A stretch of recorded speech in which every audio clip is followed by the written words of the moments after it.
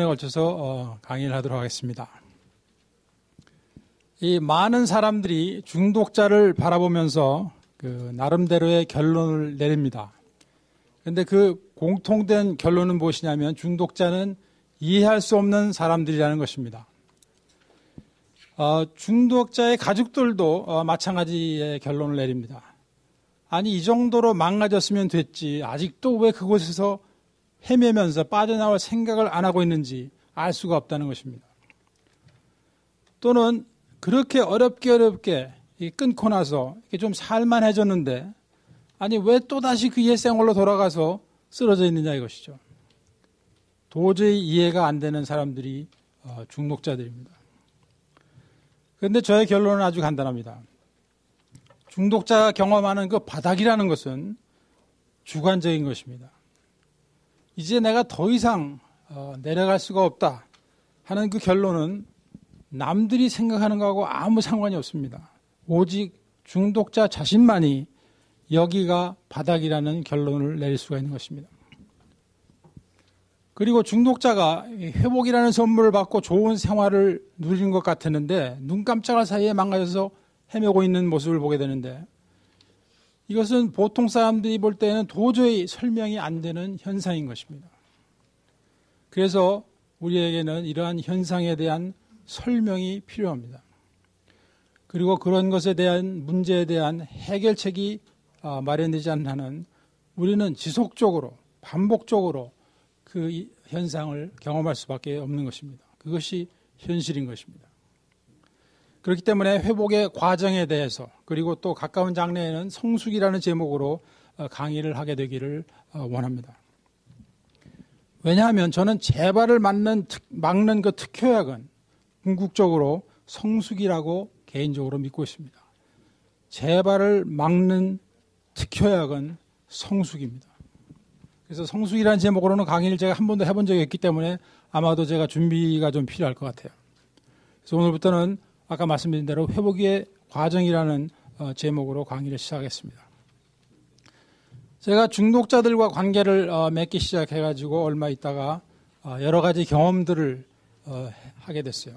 그 중에 하나가 이렇게 갇혀있는 분들, 그러니까 면회가는 일하고 그 재판을 받을 때 그 코트에 가주는 일이었습니다. 그래서 한 10여 년 전에 제가 한 분을 위해서 그분 판사님께 이제 편지를 한 장 써가지고 그것을 들고 코트를 갔어요. 근데 그때 제가 본 그 장면이 지금까지도 이게 충격으로 남아 있습니다. 사람들이 이게 눈에 확 띄는 그 오렌지 색깔 옷 있죠, 죄수. 예. 그것을 입은 죄수가 7, 8명이, 난 한 사람씩 나오는 줄 알았어요. 그랬더니 7, 8명이 이렇게 굴비가 엮어져 나오는 것 같이 다 연결이 돼가지고 사람들이 발도 묶여 있고 손도 묶여 있고. 근데 그 몇 사람 가운데 제가 그토록 아끼고 회복이 되기를 원하고 기도하는 그분이 섞여 있는 것이에요. 그래서 그것을 보는 순간에 저는 사람이 이런 대접을 받아도 되는 것인가 하는 그런 모멸감을 느꼈습니다. 근데 그 후로 이 트윈타워나 맨 센트럴 제일, 치노 프리즌 이런 데를 이제 면회를 가서 그곳이 정해져 있는 그 규정대로 이제 움직이면서 느끼게 된 것이 있어요. 그것은 엄연한 법과 질서라는 것입니다. 우리가 이 중독과 회복에 대해서 아주 신중하게 생각하고 준비하고 다루지 않으면은 우리가 평소에 전혀 원하지도 않고 예상하지도 않았던 일들이 일어나게 되고 또 원하지 않는 곳으로 끌려가게 되어 있습니다. 그것은 감옥이나 정신병원일 수도 있고 추방이나 때로는 죽음이기도 합니다. 제가 여러분들의 퓨너럴을 가본 적이 있어요. 이와 같은 질서가 영적인 세계에도 존재하고 있습니다. 우리가 진리를 부정하고 거절하게 되면 역시 나중에 우리가 원하지 않는 곳으로 가게 되어 있는 것입니다. 그리고 영적인 질서에 대해서 우리가 동참하지 않을 때 생활 가운데 또 어려움을 겪게 되는 수도 있어요. 그래서 예수님께서 말씀하시기를 내가 곧 길이요 진리요 생명이니 나를 말미암지 않고는 아버지께로 올 자가 없느니라 라고 말씀하셨습니다. 이 말씀은 그리스도인이 양보할 수 없는 법과 질서인 것입니다. 또 자연계에도 법칙들이 존재하고 있는 것을 우리는 알고 있습니다. 우리들의 육신도 그 질서 가운데 포함되어서 움직여가고 있습니다. 그와 마찬가지로 이 중독의 회복에도 원리가 있습니다. 그래서 우리가 그 원리를 알지 못하고 또 알아도 행하지 못하는 일이 있어서 망하지 않도록 하는 그 노력을 지금까지 해오고 있고, 그래서 그 사실들을 제가 이런 자리를 빌어서 또 기회가 있을 때마다 여러분들께 말씀드리고 있습니다. 그래서 이 지난 강의를 통해서 우리가 알게 된 것이 있습니다. 우리는 지속적으로 죄를 질 수밖에 없는 중독이라는 병을 가지고 있는 거예요. 중독자 생활을 하고 있는 사람은 자기가 아무리 죄를 안 지고 싶어도 죄를 지속적으로 질 수밖에 없는 것입니다. 그렇기 때문에 우리의 삶이 제대로 돌아가지가 않아요. 매니지가 안 되는 것입니다. 그래서 그 자체를 인정하게 된 것이 우리의 회복의 시작인 것입니다. 나는 이 사이클에서 빠져나올 수가 없을 뿐만 아니라 이렇게 해서는 내가 도저히 살아갈 수 있는 방법이 없다. 그것을 인정하는 것이 회복의 시작입니다. 그런데 그 뉴스는 우리와 같은 죄인, 우리와 같은 병자들을 부르시고 구원하시고 치유하시기 위해서 우리 주님이 이 땅에 오셨다는 사실입니다. 그래서 오늘 강의는 마태복음 8장 1절에서 4절 말씀으로 시작을 하겠습니다. 예수께서 산에서 내려오시니 허다한 무리가 쫓으니라. 한 문둥병자가 나와 절하고 가로되 주여 원하시면 저를 깨끗게 하실 수 있나이다 하거늘 예수께서 손을 내밀어 저에게 대하시며 가라사대 내가 원하노니 깨끗함을 받으라 하신데 즉시 그 문둥병이 깨끗하여진지라. 예수께서 이르시되 삼가 아무에게도 이르지 말고 다만 가서 제사장에게 내 몸을 보이고 모세의 명한 예물을 드려 저에게 증거하라 하시니라. 저는 여기에서 여러분들과 두 가지 측면에서 말씀을 나누고자 합니다. 첫째는 예수님의 측면입니다. 즉 예수님은 누구신가 하는 내용이 되겠습니다. 우리가 잘 아는 대로 마태복음 5장, 6장, 7장에는 산상수훈의 말씀이 들어있습니다. 심령이 가난한 자는 복이 있나니 하시는 팔복의 말씀으로 시작하셔서 하나님의 백성으로서 어떻게 살아가야 하는가 하시는 그 주옥 같은 말씀, 백성들이 지금까지 어느 누구에서도 들어보지 못한 권위 있는 말씀, 하늘로부터 오신 분이 아니고서는 하실 수 없는 영적인 세계의 질서를 말씀하시고 이제 산 아래로 내려오셨습니다. 그리고 처음 하신 일이 이 문둥병자를 만나신 것입니다.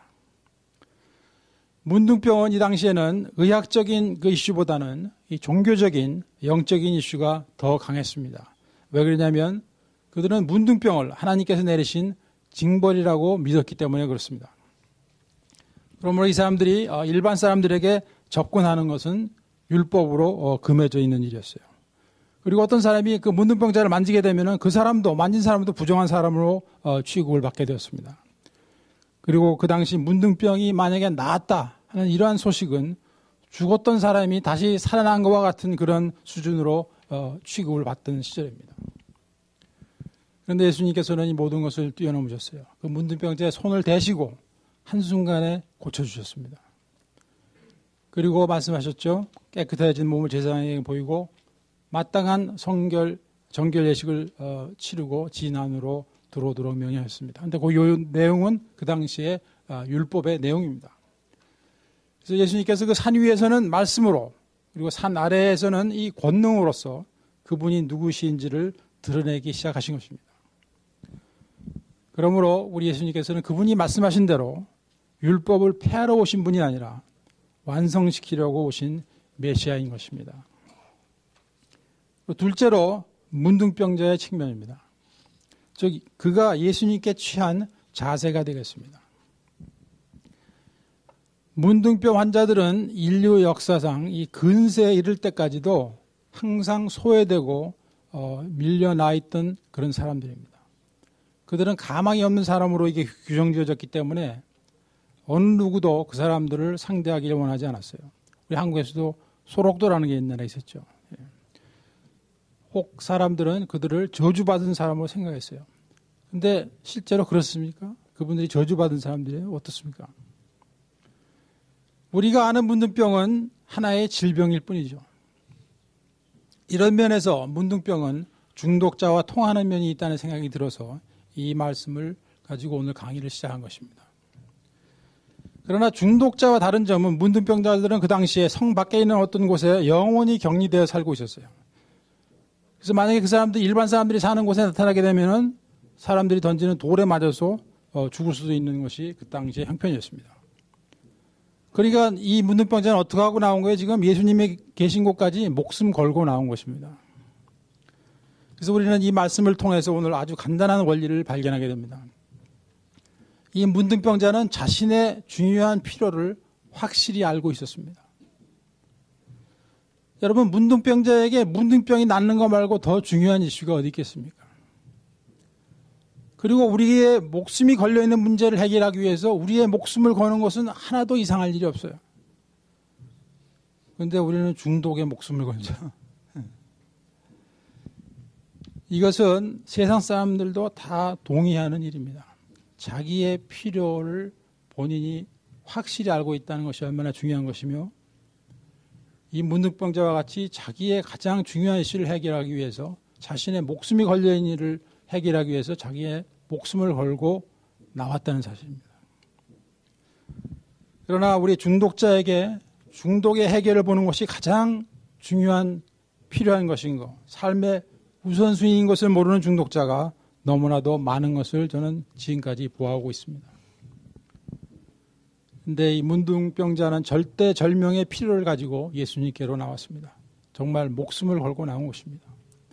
소외되고 정죄받고 소망이 없는 병자가 치유가 일어나고 있는 곳으로 가까이 나와야 하는 것은 당연한 일이죠. 그런데 이것 또한 중독자들에게는 잘 일어나지 못하고 있는 것이 현실인 것입니다. 비록 왔다 하더라도 조금 숨만 쉴만 해지면 떠나가 버려요.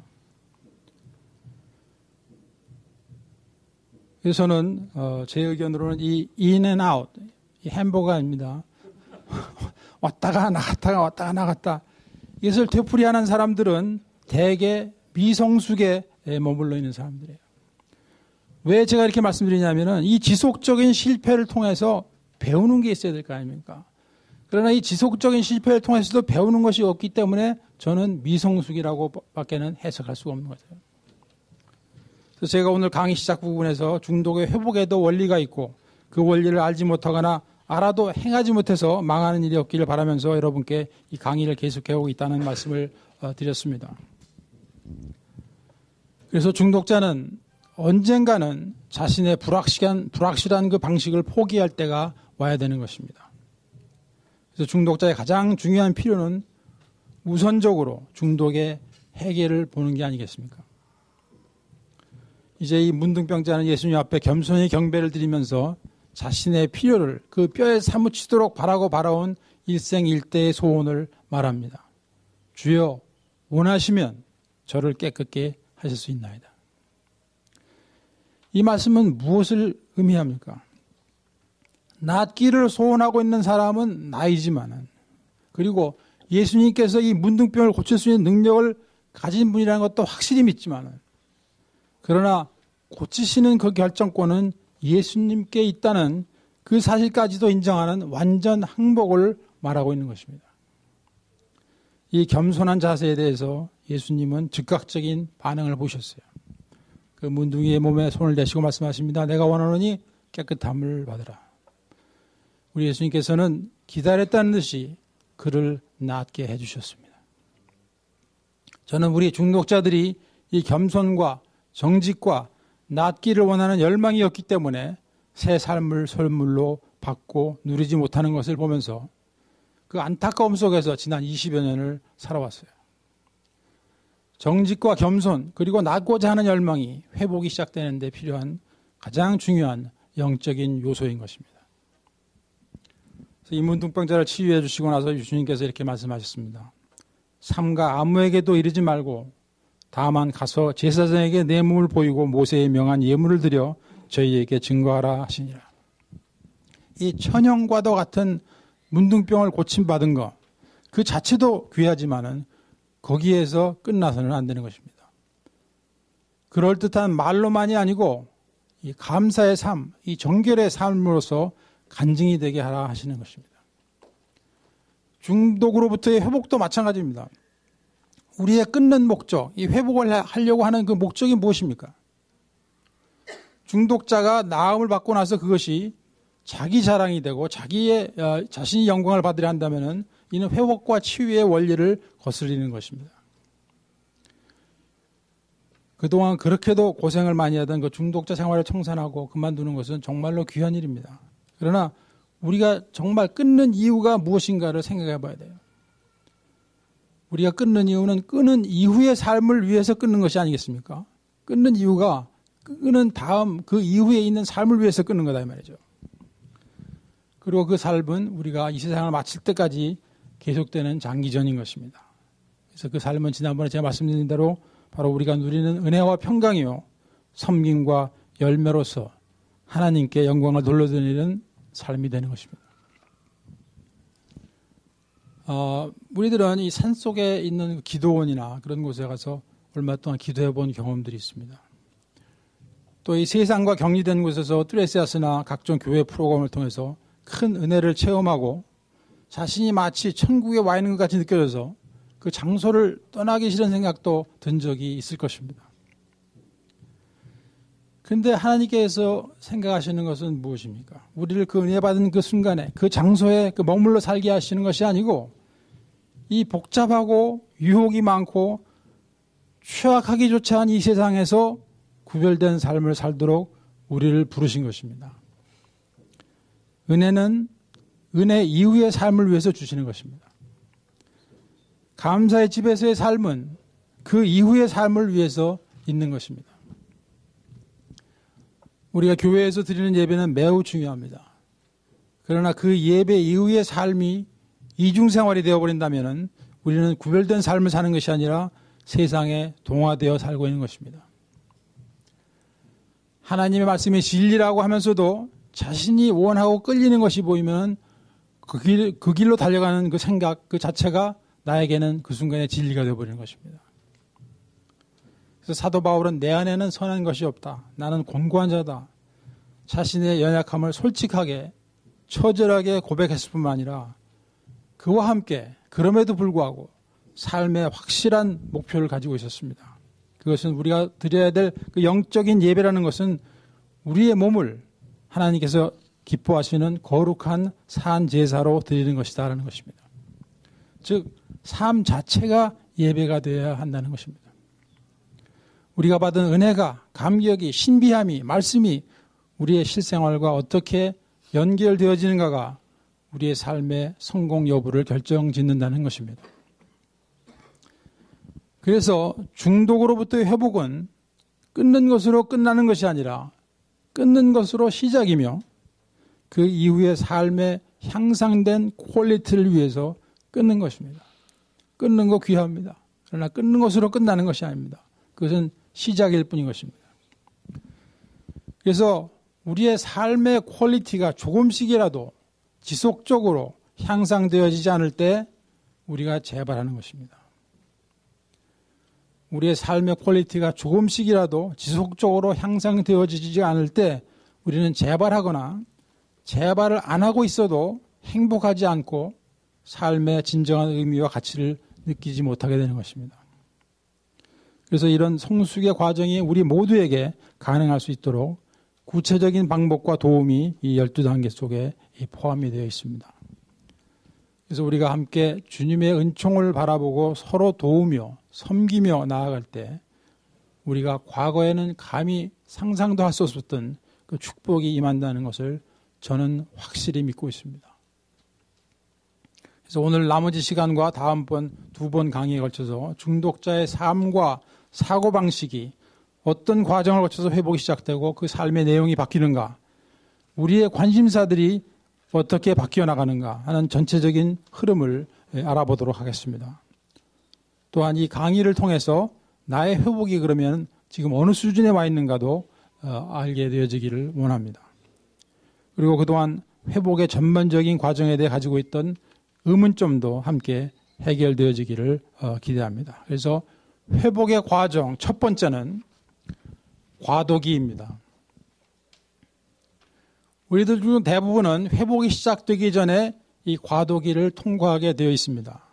그러니까 과도기는 한마디로 구체적인 회복이 일어나기 전에 있는 기간인 것입니다. 그러나 이 시기에 이르러서 평소에 가져온 사고방식 중에서 달라진 게 하나 있어요.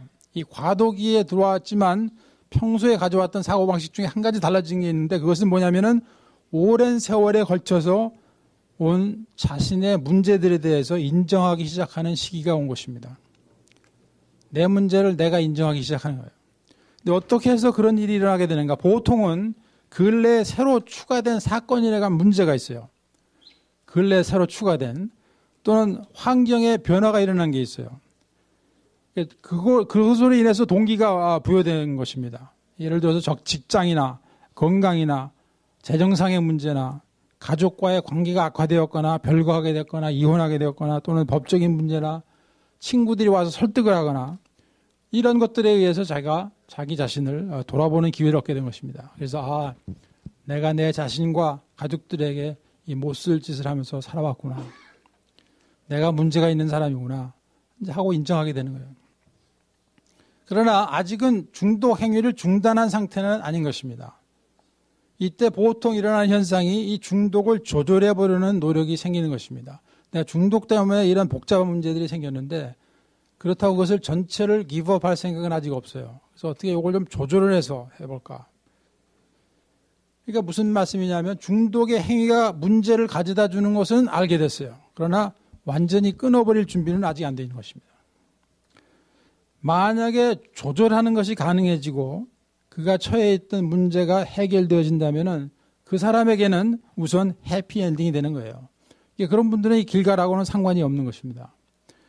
그런데 이 중독을 조절하면서 살 수 있다는 것, 이것이야말로 중독자들의 꿈이라고 할 수 있습니다.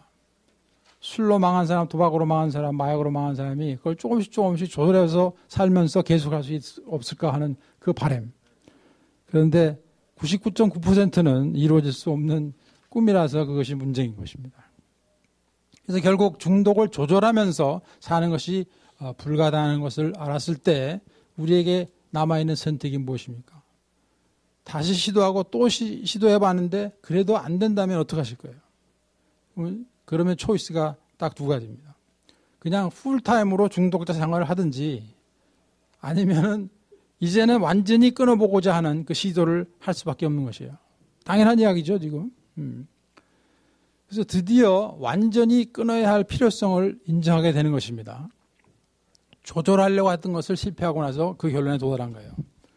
그런데 끊어보기로 작정을 해도 대개는 중독자 자신이 생각해낸 방법을 가지고 시도를 하게 돼 있는 거예요.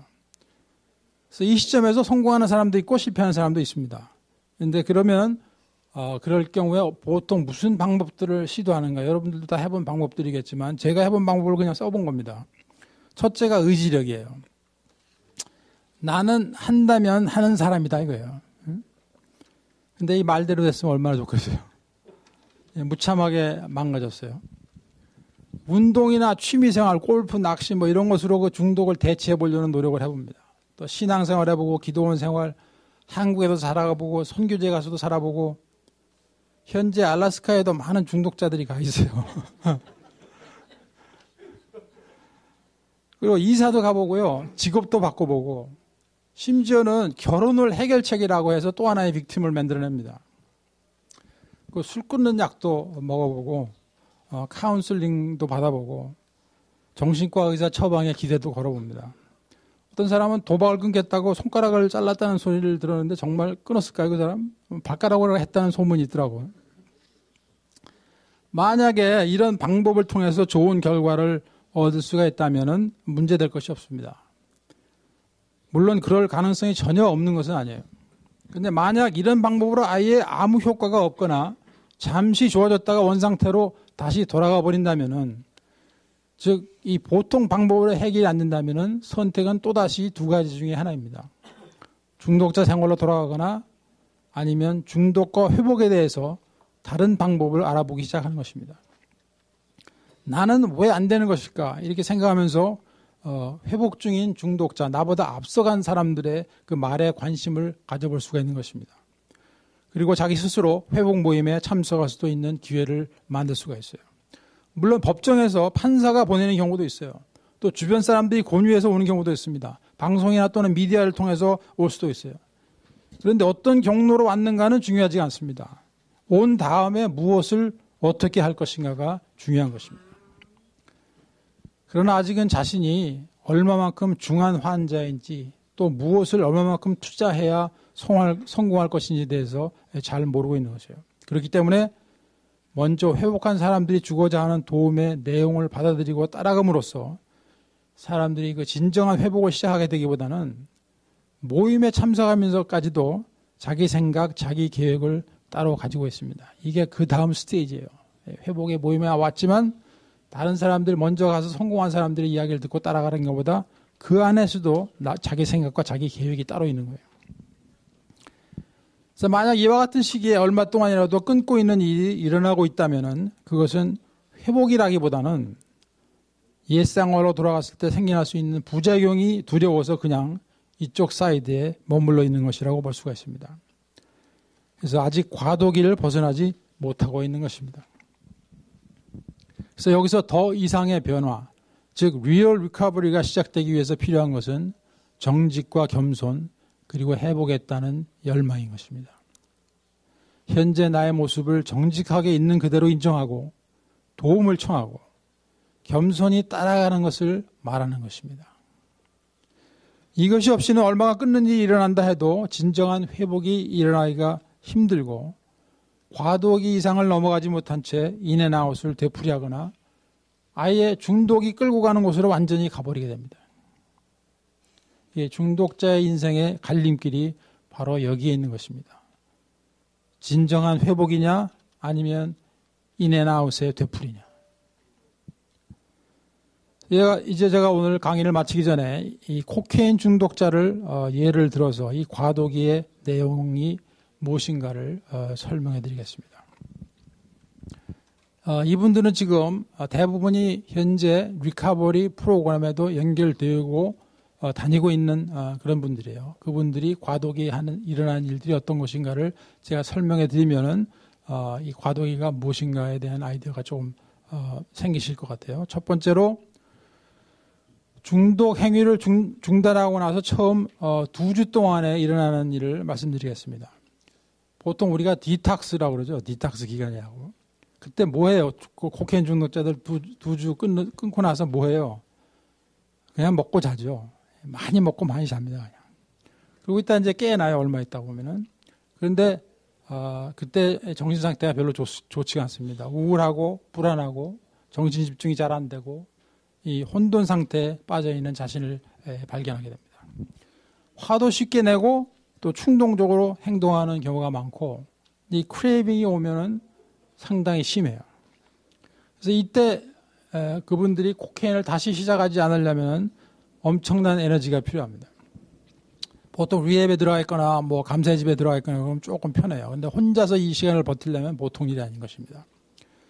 그리고 두 번째로 신혼여행 기간이라고 불리우는 2주간에서 6주간 사이에 일어난 일이에요. 이때는 보통 몸이 상태가 이제 좋아지기 시작합니다. 한편으로 자신감도 좀 생기고 약 문제가 해결된 것 같기도 하는 뭐 모든 게 잘 풀려갈 것이다 그런 막연한 생각이 들어요. 그리고 이제 큰 소리 치기 시작해요. 중독자는 왜 이렇게 큰 소리를 잘 치는지 알 수가 없어요. 그때쯤 되면은 이번에는 다를 것이다. 두고 봐라. 하고 선포를 하는 거예요. 정말 많이도 들어봤고 제가 해보기도 한 이야기입니다. 그런데 문제는 이때 누가 지도를 해주지 않으면은 잘못된 결정을 내리게 되는 경우가 참 많습니다. 근데 비록 누군가가 그들의 삶의 내용을 디자인을 해주려고 그렇게 해도 자기식대로 고집하고 결정을 내리는 거예요. 지금 회복이 시작되지 않은 과도기에 있는 사람들 얘기하는 게 우리가 다 한 번쯤은 겪은 상황이에요. 그리고 2주 내지 6주 끊었다고 기분의 회복 모임을 더 이상 안 다녀도 된다는 생각이 드는 거예요. I feel good. 그래서 중단하고 그다음에 전화 연락도 끊겨요. 지금 이게 무슨 기간이라고 그랬어요? 신혼여행 기간. 근데 신혼여행 기간 중에 회복하고 이혼하는 사태가 벌어지는 거예요. 그런 일이 벌어지는 때가 과도기인 것입니다. 그 다음은 끊고 나서 6주에서 3개월 사이입니다. 이건 에버리지로 얘기하는 거예요. 그때까지 잘 버텨왔는데 이제 그 다음 차원에 이제 우울함과 불안함이 옵니다. 짜증과 지루함이 오고 의기소침이 중독자를 힘들게 해요. 그 다음번 웨이브예요, 이거는요. 그리고 웬일인지 정신 집중이 안 되고 약 끊은 지 6주에서 3개월이 됐는데 그리고 코케인 하던 때가 생각이 나고 그때가 그리워지고 또 강한 충동도 느끼게 돼요. 그래서 이때 이것을 견딜 수 있는 그 프로그램이 자신한테 있어야 되는데 그것이 없거나 부족한 경우에는 결국 무너지는 거예요. 얼마 동안 끊었다 하더라도 회복이 우선순위로 되어 있지 않을 경우에는 결국은 망하는 것입니다. 그래서 이 시기 지금 요때까지 온 시기를 자세히 살펴보면은 회복에 직접적인 도움이 되지 않는 일에 열중하고 있었다는 것을 알게 돼요. 시간이 조금 지났다고 일을 막 그냥 하루에 13시간, 16시간씩 하든지 운동에 빠져 있든지 컴퓨터 게임에 빠져 있든지 제가 지금 조심스럽게 말씀드립니다만 교회 봉사도 여기에 들어갈 수가 있어요. 교회 봉사를 하지 마시라는 얘기가 아니에요. 저는 회복이 시작되면서 내내 교회 봉사를 해오고 많은 은혜를 받고 훈련을 받은 사람입니다. 그런데 이 봉사가 현실 도피나 자기 만족 내지는 다른 사람들에게 인정받기 위한 것이 될 때 그게 문제가 되는 것입니다. 다른 보통 크리스찬들은 그냥 그럭저럭 지냅니다. 근데 우리 중독자는 미스테이크를 할 수가 없는 거예요. wrong motive가 있으면 wrong result가 생기는 거예요. 거기에다가 이 회복에 투자할 시간이 없도록 내가 스케줄을 바쁘게 만들어 버리니까 중독자에게는 위험한 일일 수밖에 없는 것입니다. 그래서 이때는 본인이 위험한 걸 느끼지 못하기 때문에 자기는 잘하고 있다고 생각하고 있는 거예요, 지금. 그러한 착각 속에서 망하는 길로 가는 것입니다. 이것이 과도기인 것이에요. 네 번째로 끊은 지 3개월에서 6개월 되는 기간입니다. 이때까지 잘 버티면 어떻게 버텼든지 간에 잘 버티면은 마음의 정리가 좀 돼요. 무언가 해낸 것 같은 기쁨이 있어요. 그렇다고 약생각, 술생각이 완전히 없어진 건 아니에요. 그전보다 강도가 줄어들긴 했지만 그러면서 내가 그것을 할 수가 없다는 생각이 들면은 이 고독하게 느껴지고 지루하게 느껴지는 거예요. 그러다가 이 게임이 시작됩니다. 머릿속에서. 내가 정말 중독자인가? 그런 생각 해보신 적 있어요? 한 6개월 정도 끊고 나서 내가 정말 중독자인가? 그러한 의문과 착각에 빠지는 거예요. 그러니까 지옥에서 지금 탈출한 지 겨우 6개월밖에 지나지 않았는데 그런 생각이 드는 것이 참으로 신기한 일인 것입니다. 그래서 결국 뭐예요? 가서는 안 되는 곳에 가고 해서는 안 되는 일들을 하게 되고 그리고 해야 할 일은 하지 않게 되는 거예요. 간단합니다. 가서는 안 되는 곳에 가고 해서는 안 되는 일들을 하고 그리고 해야 할 일은 안 하는 거예요. 그 결과로 옛생활로 다시 돌아갑니다. 그리고 나서 이상한 결론을 내리고 자신의 회복의 가능성을 아예 차단시켜버리는 결정을 해요. 내가 회복 모임에 다녀봐도 소용없더라. 절대로 그런 결론이 나올 장면이 아니거든요. 예. 너무나도 답답하고 한심한 일이지만은 현실은 이와 같은 일이 수없이 되풀이되고 있다는 것이 사실입니다. 그러므로 끊고 나면 얼마가 지나고 나면은 중독으로 다시 돌아갈 가능성이 없을 것이라는 생각은 망상인 것입니다. 그래서 우리가 재발을 예방하고 마음의 평강과 자유함을 누리는 다음 단계의 회복의 수준에 도달하기 위해서는 이 과도기를 펠로십과 스폰서십 그리고 영적 원칙 아래 강도 있는 훈련으로 통과를 해야만 가능한 것입니다. 만약 우리들 가운데 중독의 문제가 있다는 것을 오래전에 인정했음에도 불구하고 이렇다 할 회복의 증거가 자신의 삶 속에서 발견되고 있지 않다면 이제 나의 방법을 내려놔야 돼요. 내 방법을 내려놓고 겸손한 마음으로 이 길갈 펠로십과 12단계 프로그램과 하나님과 나와의 관계가 더욱 가까워질 수 있는 그 영적 활동을 통해서 구체적인 회복의 길이 시작되시기를 바랍니다. 길갈 모임뿐만 아니라 감사의 집에서 진행되고 있는 모든 프로그램의 내용이 바로 이것을 얻기 위해서 디자인되어 있구나 하는 것을 느끼고 깨달으신 분이 계시다면 열심히 12단계를 하시기 바랍니다. 말씀과 기도와 봉사활동으로부터 오는 풀 베네핏을 누리시게 되기를 바랍니다. 이것이 바로 과도기를 되풀이하는 실수를 그만두게 되는 가장 확실한 길이라고 저는 믿고 있습니다. 우리 모두가 나도 살고 남도 살리는 위대한 간증자가 되시기를 간절히 소원합니다. 오늘 강의 여기서 마치겠습니다. 감사합니다.